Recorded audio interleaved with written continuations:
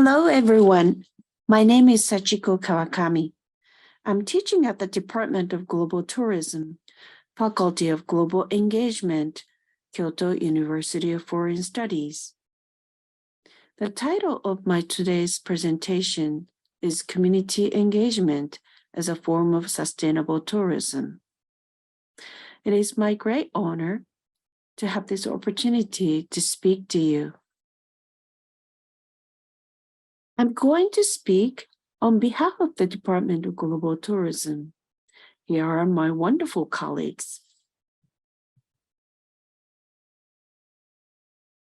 Community Engagement Program is an educational program aimed at tackling, researching, and resolving issues outside of regular classrooms. It also focuses on the 17 Sustainable Development Goals defined by the United Nations by working with local communities in and outside of Japan. CEP has been set as a requisite course which all second-year students are required to take. The purpose of this presentation is not to endorse or promote our educational program. Rather, by sharing our case, I am hoping that it will open up for further discussions on the role of field tourism education in promoting sustainability in tourism. So here's a summary of our CEP. CEP is a field school program which has formed the core of our curriculum in the Faculty of Global Engagement, KUFS. It emphasized student participation in local communities. It is a required course for all second-year students. CEP usually takes place during the spring or summer break. This picture shows one of the activities of the CEP Kyoto City. The CEP Kyoto City emphasizes Japanese traditional craftsmanship, and as you can see in this photo, students have experienced making Japanese traditional knot tassels called kyo fusahimo. They are decorative items made with twisting silk and other threads together. You can see these knot tassels cores at various places in Japan, including good luck charms you can buy at Japanese shrines and temples.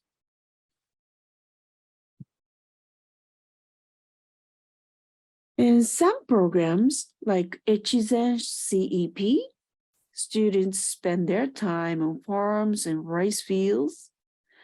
Others experience the livelihoods of a fisherman village, like Mihama, Yokoha, Wakayama.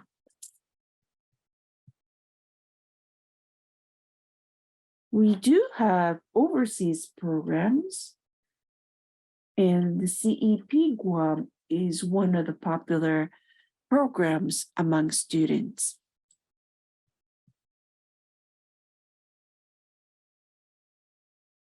Due to the COVID-19 pandemic, the schedule for participation and the locations of students' fieldwork were subject to change, and we need to make constant adjustments, negotiations, and changes over the past few years. It led to cancellations of overseas trips, and we had increased domestic destinations. We do have shift towards local community engagement in Kyoto City too.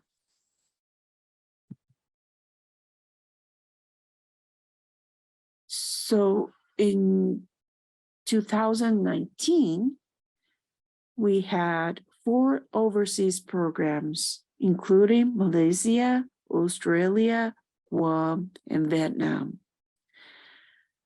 But in the following year, 2020, we did not have any overseas programs anymore, and instead we had a more number of domestic programs.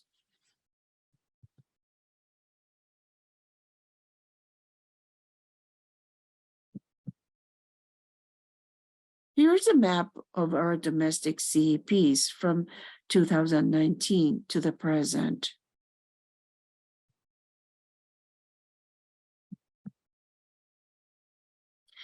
From here, I'm going to share some of the student voices.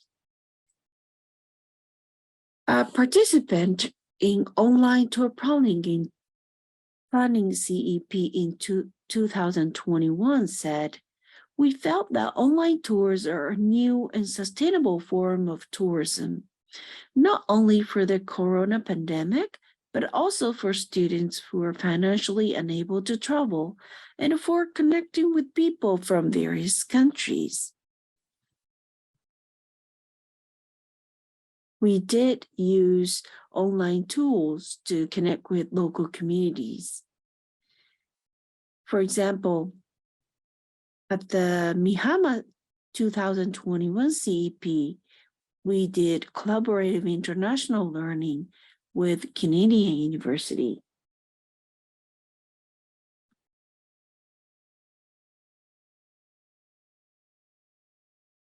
A participant in Shibu Yudanaka CEP in 2020 said, "By actually living, working, and connecting with the local people, I was able to see better what Shibu Onsen is doing and what the local people are thinking, which tourists may not be able to see." For those who participated in Shibu Yudanaka and Kinosaki, their main activities was to work for traditional Japanese inns. And during their free time, they also did their own research. Here is the Yudanaka station. And at Kinosaki, they also has hot springs, and they're working for Japanese traditional inns as interns.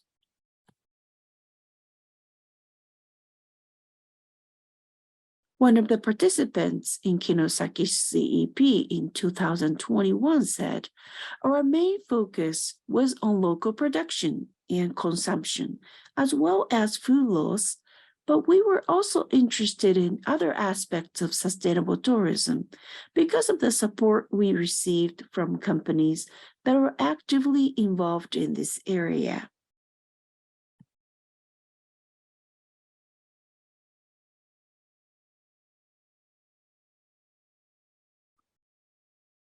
Another student who participated in Kyoto Spiritual Tourism CEP in 2022 said, "I thought that shrines were related to tourism, the community, and the SDGs after listening to what the shrine staff had to say." The CEP Kyoto Spiritual was designed for students to deepen their understanding about Shinto shrines. They visited shrines and listened to shrine priests sharing their knowledge. They also made videos and area maps that included the Japanese shrines and nearby shops and cafes for tourists.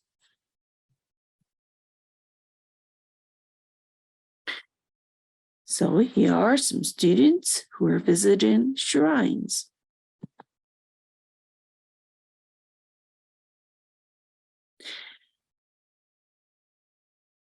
Another student said, Through CEP, we were able to think about the relationship between deer and tourism in Nara after hearing conflicting local opinions about deer as to forest conservation. So this is a picture that captures the activities in Nara, in the Nara CEP. We do have CEP programs scheduled for this year, 2023. We have 2 overseas programs, including Guam and Thailand.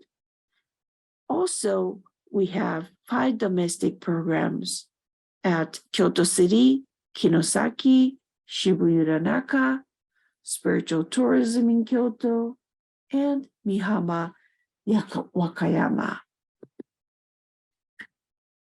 Thank you very much for letting me share some of the student voices of our community engagement program. There are still flaws in the curriculum designs, and the management side of this program also has faced with many challenges to keep our field tourism education sustainable under this era of uncertainty and countless adjustments. Despite all that, I wanted to talk about our CEP today because I thought it could lead to chances of learning about your experience of field tourism education. The most significant long-term challenge facing rural areas in Japan is the issue of depopulation. As an anthropologist and field worker myself, I vision students' participation is a key ingredient to promote sustainability and autonomy in tourism for such disempowered communities. I look forward to having dialogues with you. Thank you very much.